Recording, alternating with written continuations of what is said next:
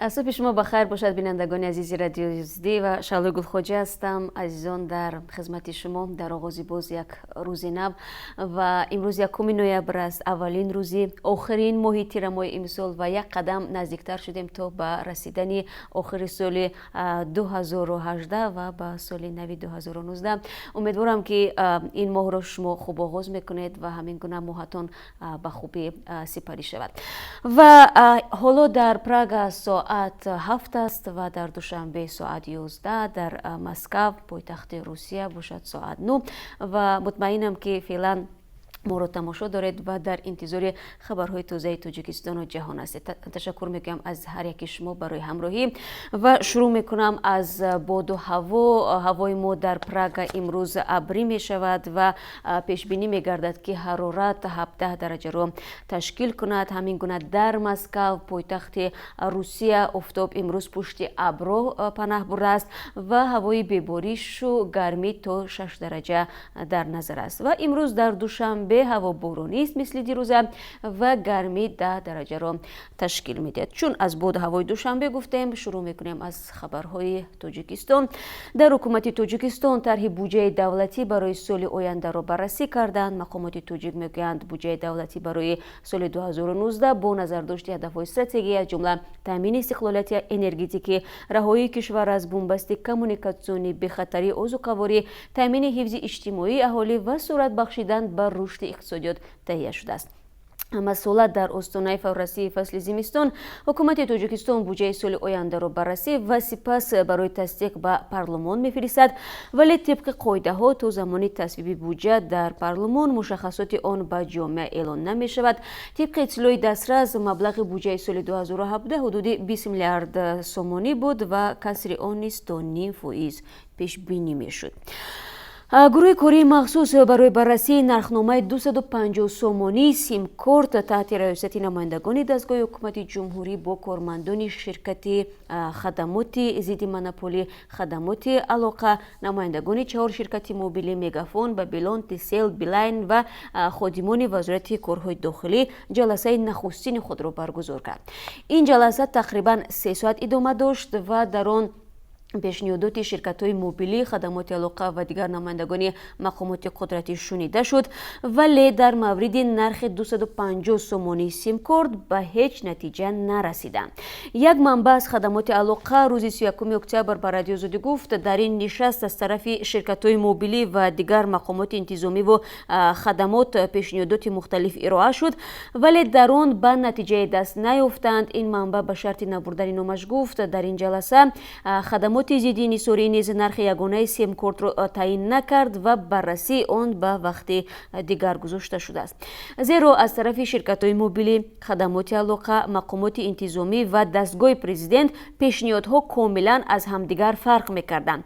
در اینجا پیشنهاد 4 شرکت‌های موبیلی شنیده شد و آنها طور مسئله گذاری می‌کردند که جانبدار 250 سومانی نرخ‌گذاری شدن سیم کارت نیستند و آن را اساسناک می‌کردند. پیشنهاد نمایندگان دستگاه حکومتی کشور نیز فرق میکرد و به صورت عموم بنابر گوناگون بودن موقعها به نتیجه یگانه نرسیدند. گفتین منبع رادیو زودی. یک نماینده شرکت موبیلی گفت در این جلسه بیشتر نماینده های خدمات علاقه و وزارت کارهای داخلی تلاش داشتند که برای تعیین نمودن 250 سومانی سیم کارت اساس ها و زمینه های واقعی را پیشکش کنند و یکی از دلیل ها مسئله امنیتی تاکید کرده شد. این هم صحبت ما افزود پیشنهادات شرکت های موبیلی به اعتبار گرفته خواهند شد یا نه هنوز معلوم نیست و گفت با نظر داشت پیشنهادات شرکت موبیلی همه خدمتگزاری شرکت و شروع از خریداری برای تامین اینترنت، گفتگوها، پیام‌رسانی یعنی جمع به 250 سومانی برابر نمی شود و این برای مشتری ها گران خواهد افتاد. قرار است مسئله دست یافتن برای نرخ یگانه سیم کارت در جلسه نوبتی گروه کاری که روز 2 نوامبر یعنی فردا برگزار خواهد شد بررسی گردد. نرخ نهایی سیم کارت را در تاجیکستان یک گروه کاری مخصوص معلوم و به حکومت پیشنهاد خواهد کرد. این گروه کاری که روز 12 اکتبر امسال از طرف دستگاه اجرایی پرزیدنت تشکیل شده است و ما نیز منتظر میشویم که به چه قرار خواهند رسید و حتما برای شما بینندگان عزیز خواهیم گفت و اگر تصدیق شود که نرخ سیم کارت 250 سومانی باشد پس شروع از 1 ینور دیگر اونهایی که میخوان سیم کارت بخرند مجبورند که 250 سومانی پرداخت بکنند. در روسیه ولادیمیر پوتین روز گذشته کنسپسیای سیاست مهاجرت را برای سالهای 2019 تا 2025 به امضا رساند. این حجت ترتیبات ورود شهروندان خارجی به این کشور، حقوق کار و زندگی و گرفتن شهروندی روسیه را پیش بینی میکند. ما امروز تلاش خواهیم کرد که در برنامه خبری جزئیات این کنسپسیا را برای شما شرح بدیم. از این خاطر امیدواریم در برنامه ما را همراهی میکنید. ضمناً این سند در حال امضا شد که روز گذشته طوری خبر داده بودیم مقامات روسیه برای عفو 70,000 مهاجر تاجیک سال گذشته نتوانسته بودند در مدت 1 ماه اعلان امنیستی حجت‌های خود را قانونی کنند رضایت داد. برای آشنا شدن با جزئیات بیشتر برنامه خبری دیروزه ما را تماشا کنید و حتما به سوالات خودتان در اونجا پاسخ پیدا میکنید.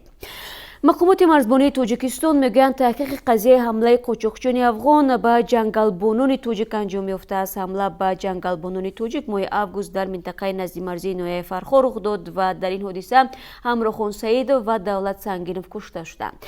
مقامات میگویند چند افسر را برای خروج نظری مجازات کردن نظارت در مرز را پرزور کردند. سنجش این قضیه را داستانی حربی ولایت ختلان به راه مانده بود. تحقیق حادثه معلوم کرده است که گروهی که به جنگلبانان تاجیک حمله کردند اعضای گروه نامعلوم قاچاقچی بودند. این منبع اطلاعی قبلی نشر شده درباره به گروه طالبان مربوط بودن حمله‌وران را رد کرد. او گفت در جریان تحقیق این ادعا ثابت نشده است. به قول همصحبت ما دوام ماهی رخ دادن حادثه عاملان این حمله تا حال دستگیر نشدند. مقامات قدرتی تاجیک میگویند برای بازداشت گناهکاران با همتایان افغانشان همکاری دارند. مقامات مرزبانی تاجیک قبلا گفتند که افراد به دست ناشناس روز 26 اوگوست به طور غیر قانونی مرز افغانستان و تاجیکستان را عبور کرده در راه به سوی ماشین شهروندان تاجیکستان آتش کشیدند. در نتیجه 2 نفر کشته و 1 نفر زخمی شد. برخی منبع‌ها حمله‌گران را اعضای طالبان نامیدند، اما ذبیح الله مجاهد سخنگوی طالبان با پخش اظهارات این ادعا را رد کرده گفت جنگجویان این گروه اجازه ندارند که با کشورهای همسایه واردی زد و خورد شوند. همصحبت رادیو آزادی در قشون‌های سرحدی میگوید مسئله حمله به جنگلبانان در جلسه جنبستی این نهاد روز 30 اکتبر جدی بررسی شد. به قول منبع رهبریت قشون‌های سرحدی با قطعیت طلب کردند که نظارت در سرحد پرزور شده من بعد از رخ دادن این گونه حادثه جلوگیری شود. همصحبت ما گفت رهبریت قشون‌های سرحدی پس از انجام تحقیق حادثه چند افسر مرزبانی را در ناحیه فرخار مجازات کردند. از جمله فرمانده قسم نظامی سرحدبانان در ناحیه فرخار از وظیفه‌اش آزاد شده به وظیفه پستر گذرانده شد. این چنین دیگر افسران و هیئت شخصی که در روز رخ دادن حادثه نوبتدار بودند جزای انتظامی گرفتند. گناه آنها این بود که خروج نظری کرده از ورود قاچاقچیان به خاک تاجیکستان سری وقت پیشگیری ننمودند، گفت منبع رادیو آزادی. اسم فرمانده سبکدوش شده قسم نظامی فعلا نشر نمی شود. مسئول قشون‌های سرحدی افزود حق گفتن شماره افسرانی که جزا گرفتند ندارد، چون بر اساس قانون افشای تعداد خدمتچیان حربی منع است. باید بگویم که قضیه حمله به جنگلبانان تاجیک از طرف رسانه‌های معروف و بازتابی گسترده شد، چون بخصوص پس از آن که مقامات افغان گفتند مقامات قدرتی تاجیکستان بعد از این حمله به یک منطقه این کشور با چرخبال حمله کرده بودند. خوب، در رده‌بندی نوی دوینگ بیزنس 2019 و یا پیشبرد تجارت که از سوی بانک جهانی تهیه می شود موقع تاجیکستان 3 زینه پایین رفته است. تاجیکستان امسال در مقام 126 قرار گرفت که نسبت به 1 سال پیش 3 زینه پایین تر است. سال گذشته تاجیکستان در این رده‌بندی در مقام 123 بود. مؤلفان دوینگ بیزنس در شهر آن نوشتند امسال تاجیکستان همگی یک اصلاحات را راه اندازی کرد، اما از سبب آنکه کشورهای دیگر اصلاحات بیشتر و با سرعت‌تری را برآمدند موقع تاجیکستان در برابر دیگر کشورها 3 زینه پایین قرار گرفت. یگانه اصلاحاتی که تاجیکستان امسال برای سبک کردن کار تجارت راه اندازی کرده است این هم بستن سازشنامه گمرکی با همسایه کشور ازبکستان بوده است. با گفته مؤلفان دوینگ بیزنس این سازشنامه اجرای عملیات‌های گمرکی را در مرز سبکتر کرده است. تهیه‌گران این رده‌بندی به تاجیکستان توصیه دادند برای بهتر کردن موقعش در این رده‌بندی اصلاحات بیشتری را جهت آسان کردن پیشبرد تجارت در کشور راه اندازی کند. از میان کشورهای پساشوروی گرجستان در این رده‌بندی از همه پیشرفت است و در مقام ششم قرار دارد. گزارش دوینگ بیزنس که میزان سودگی پیشبرد تجارت را در 189 کشور جهان چین میکند از سوی بانک جهانی و کورپوراسیون بین‌المللی مالی از سال 2005 هر سال نشر می شود و یک نوع راهنمای صاحبکاران و سرمایه‌گذاران بین‌المللی به شمار می رود. مقام هر کشور در این گزارش از روی 10 شاخص ثبت نام کارخانه، اجازه گرفتن برای ساختمان، دسترسی به قرضهای بانکی، دسترسی به نیروی برق، به قیدگیری مالکیت، دسترسی به قرضهای بانکی، حمایه سرمایه‌گذاران، اندازبندی، تجارت بین‌المللی، مفلس شوی و مانند اینها معین می شود. خب برو میارم به خبرهای جهانی. گروه طالبان میگویند 5 عضو خود رو که 11 ساله عمرشان را در زندان گوانتانامو سپری کردند نماینده در دفتر سیاسی خود در قطر تعیین کردند. این 5 نفر اکنون حق دارند در همه مذاکرات صلح با حکومت افغانستان شرکت کنند. محمد فضل، محمد نبی، خیرالله خیرخواه، عبدالحق وثیق و نورالله نوری 5 فرمانده سابق طالبان هستند که سال 2014 از زندان امریکا در جزیره گوانتانامو آزاد شدند و در قطر زندگی می‌کردند، ولی آنها تا کنون در هیچ گونه معامله و فعالیت‌های سیاسی مستقیم جلب نشدند. در این باره ذبیح الله مجاهد سخنگوی طالبان روز 31 اکتبر با نشر یک بیانیه خبر داده است. امریکا همه این 5 نفر را در عوض بوب برگدال سرباز اسیر امریکایی آزاد کرد. اعلان طالبان در این باره در حالی است که گفتگوها درباره به راه انداختن مذاکرات صلح بین حکومت افغانستان و طالبان و خاتمه دادن به جنگ 17 ساله آنها دیگر بار زیاد شده است. ولی همین ما نمایندگان طالبان با زلمه خلیلزاد فرستاده خاص امریکا برای افغانستان در شهر دوحه قطر درباره احتمال مذاکرات صلح با حکومت گفتگو داشتم. خب بینندگان عزیز، همه آنهایی را که همین لحظه به ما پیوستند و همین حالا ما را تماشا دارند بار دیگر سلام میفرستم و تشکر میگم که ما را تماشا دارید و سوالهای خودتان را به ما بنویسید و من در جای روز تلاش خواهم کرد که اگر این سوالهای شما مهم بود پاسخ بگویم. خب من تقدیم خبرها را ادامه میدهم. مقامات قرقیزستان میگویند یک مردی را دستگیر کردند که به گروه‌های تروریستی در سوریه $100,000 کمک مالی فرستاده است.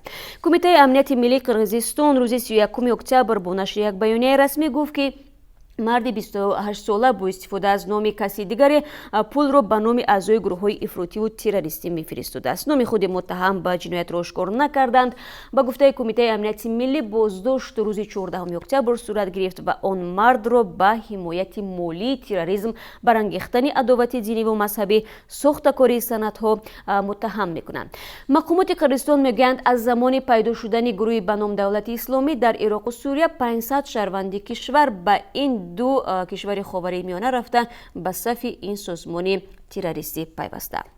خوب برمیگردم به خبرهای تاجیکستان. معطره جورایوا سابق برنده تلویزیون دولتی تاجیکستان که سال 2015 با اتهام قلابی به 9 سال زندان محکوم شد، انتظار دارد که بعد 1 سال به آزادی برآید. در این باره خود جورایوا در یک صحبت روبرو با خبرنگاران نشریه ویچورکا از داخل زندان خبر داده است.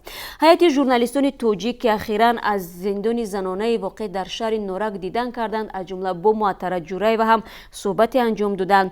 جورایوا گفته است که در سالهای اوج شهرت و محبوبیت وقتی هر ساکن کشور او را میشناخت، توان خود را درست ارزیابی کردن نتوانست. او گفته است که تجارت خود را در آغاز خوب و موفق شروع کرد ولی بعد دچار مشکل شد و در قرض غوطید. در زندان معنای آزادی را خوب درک کردم، گفته است معطره جورایوا در صحبت با این نشریه. او افزوده است که در زندان در انبار لباسی زمستانه کار میکند و در دوام این سالها هنر دوزندگی و پزندگی را یاد گرفته است. дар муддати 3 соли охир ҳукми Ҷураева бар асоси қонуни аф ихтисор шуда қарор аст соли 2019 ба озодӣ барояд. Муаттара Ҷураева ки бо кори натоқиаш дар телевизиони давлатӣ шинохта шуду соли 2005 талош кард депутати маҷлиси намояндагон ҳам шавад, вале баъдан ба тиҷорату соҳибкорӣ роҳ овард. аз ҷумла дар душанбе як ресторан ҳам боз кард, вале билохира ба зиндон афтод. дар аризаи давогии зидди ӯ чандин нафар Ҷураеваро дар барнагардондани даҳо ҳазор доллар қарз гунаҳгор карданд. додгоҳи ноҳияи Исмоили Сомонӣ бо назардошти муҳлати дар боздошт нигаҳдорӣ шудани Ҷураева дар муҳлати марҳилаи пеш аз додгоҳӣ гуфт ки ӯ бояд 5 солу 7 моҳи дигар дар зиндон бимонад. ду фарзанди Муаттара Ҷураева дар замони ҳабси ӯ аз ҷониби модараш тарбия мешаванд. афроди огоҳ мегӯянд ки зиндагии модару фарзандони Муаттара Ҷураева хеле сангин мегузарад ва даст ба кӯмаки мардум ҳастанд. дар зиндони занонаи воқеъ дар 50 километрии шаҳри Душанбе ки дар ҳудуди шаҳри Норак ҷойгир аст, феълан 339 зан ба сар мебарад ки нисфи онҳо барои қаллобӣ маҳкум шуданд. ва соҳибкорбонк, як бонки хусусӣ дар Тоҷикистон ба ироаи хадамоти бонкдории исломӣ шурӯъ кард. дафтари матбуоти соҳибкорбонк иттилоъ дод ки рӯзи 28 октябр миёни ин бонк ва як ширкати кувайтӣ оид ба татбиқи аввалин системаи бонкии исломӣ шартнома ба имзо расид. низоми идораи бонки исломӣ бо виҷагиҳои худ аз бонки анъанавӣ фарқ карда дар баробари ҳама амалиёти бонкдории анъанавӣ усулҳои бонкдории исломӣ назири мудараба, мушарака, истисна, салам, иҷара, мураббаҳаро ба роҳ мондааст. ба гуфтаи як манбаъ, дар соҳибкорбонк роҳандозии чунин низом яке аз ҷузъҳои асосии раванди табдилии соҳибкорбонк аз бонки анъанавӣ ба бонки исломӣ мебошад. мақомоти соҳибкорбонк дар аввали соли ҷорӣ дар як посухи катбӣ ба радиозодӣ гуфта буданд барои табдил шудан ба бонки исломӣ бо корпоратсияи исломии рушди бахши хусусӣ шартнома имзо карданд. масъулини соҳибкорбонк мегӯянд харҷи амалӣ шудани лоиҳаро пурра худи бонк пардохт хоҳад кард. гуфта мешуд ки соҳибкорбонк баъд аз анҷоми умури ташкилӣ омода мешавад дар соли 2019 ба сокинони кишвар қарзҳои бефоиз пешниҳод кунад.